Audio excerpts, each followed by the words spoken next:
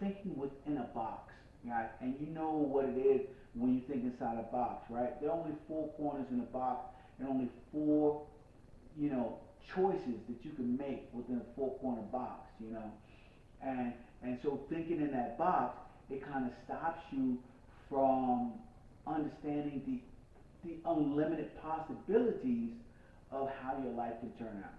So you guys, it is very, very important for you to understand that your convictions will shape and mold you into a box that won't go any further than the people who taught you those convictions. And I needed to get further in my life than what my parents did, what my dad did, what my mom did. I need to get further than that, right? So I need to shatter my convictions. I need to get further than what my grandparents did. I need to shatter that conviction because they were in a very, very tight knit box of, of convictions of politics and religion and so many other things that stop them from expanding their life, okay, beyond what they currently were in, you know, and I needed to break out of that box. So in order to break out of that box, I needed to fight against the convictions that I had.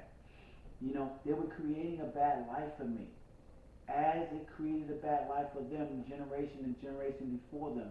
So understand, guys, you need to know what your convictions are and how they're shaping and molding your life, right? So I left a note for myself in this as well in my mental manifesto, and it said, "What you believe in creates the foundation of all your decisions." Right? So if you believe you can achieve something, you probably won't try for it. Period. That's what it is, right? So if you believe that something is wrong, right, you will avoid it. That's what that is. That's what convictions do.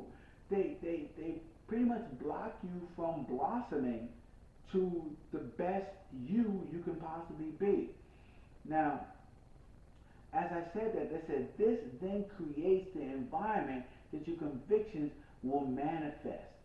So, as I told you guys before, over and over again, your environment is your destiny. So, who you're around, it will be totally, completely based on your convictions because your convictions will move you into a certain crowd, right?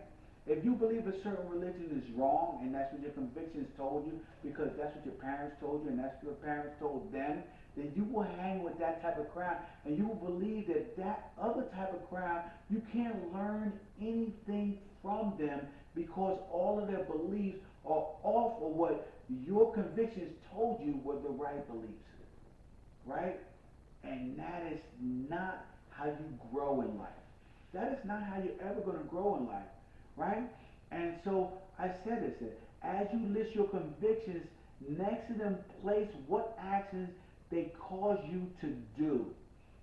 If you have a certain conviction about a certain race of people, how does it cause you to act toward that certain race of people? What does it do? What actions does it create? Does it create an uncomfortable feeling when you are dealing with that type of people? Does it not allow you to evaluate each individual as an individual based on their actions, right? Uh, Convictions cause a lot of problems, a lot of prejudice in people's lives.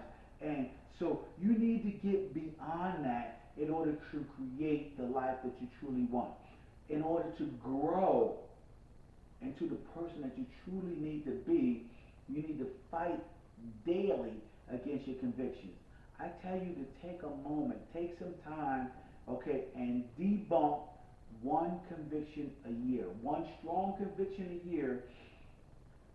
Do your research and learn how to argue 100% completely the opposite side of that conviction, okay, in order to debunk that conviction. It is what it is, guys, right? I tell people you're only going to grow if you learn how to argue the other side of what you believe in. And that's difficult for most people. It is very hard for most people to argue the opposite side of what they believe in because their ego's attached to it, their emotions are attached to it, their family's attached to it. And so talking against them is suicide as they think, right? You're moving outside of the group, and if you move outside of what the group thinks, you're eliminated. You're going to starve to death, man. But listen, guys, this is not ancient times. This is not ancient times. This is the times when if you are solo and you go out and you venture out in the world to try to create the life that you want and you fail, the world will take care of you. This world will take care of you, man. That is how, I hate to say it, that's how soft this world has become when it comes to people failing in life. You can fail 100,000 times, and 100,000 times, you will get bailed out by this world. So don't think that you're going to starve to death by fighting against these convictions, and clear that out of your mind. This is not ancient times, right? You are not going to be eaten by a lion if you're outcast by others because you have a different opinion. So learn how to grow and learn how to fight against your convictions so that you can create the life that you want, right? The last thing that I want to talk about today, guys, is how many of your decisions, right? How many of you have made decisions in your life not based on facts because it was easy? Oh my God! And this was my this was my arch nemesis, as I like to say, guys. This is my arch nemesis because it is what I call the lowest hanging fruit, right? The lowest hanging fruit is not that it's facts, but it is because it is easy to assume. It is easy to assume because maybe many people are okay with that assumption that you have made. So you make that decision, and not too many people argue against that decision that you made because it doesn't harm too many people, right? Or so you think it doesn't harm too many people. But the person who it harms the most is you. It harms you the most because it is not based on facts and because it is the easy decision that you made because it is a decision made by the masses. And if you guys know me by now, you already know that going with the masses when it comes to making a decision is probably the wrong decision.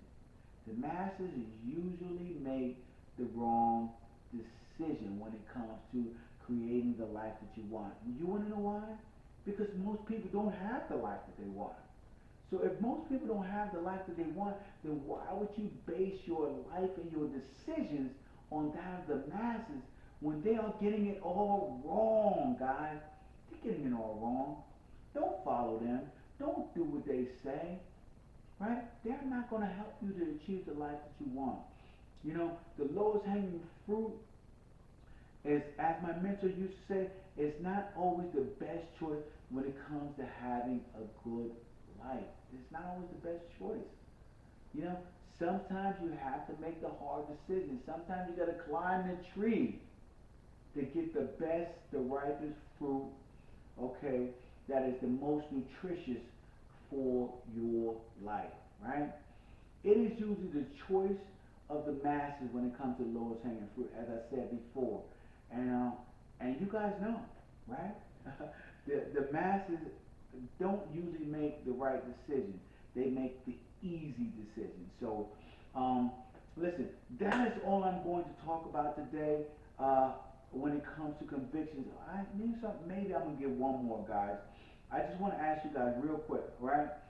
How you formulate your opinions on a particular race based on what someone else has told you about them. That's going to be tomorrow's. We'll save that for tomorrow because I think that we can go truly, truly deep on that conviction tomorrow, right? When we talk about race. So listen, guys, this is Sound Blue. I am wrapping it up for today. I got tons of work to do still, and I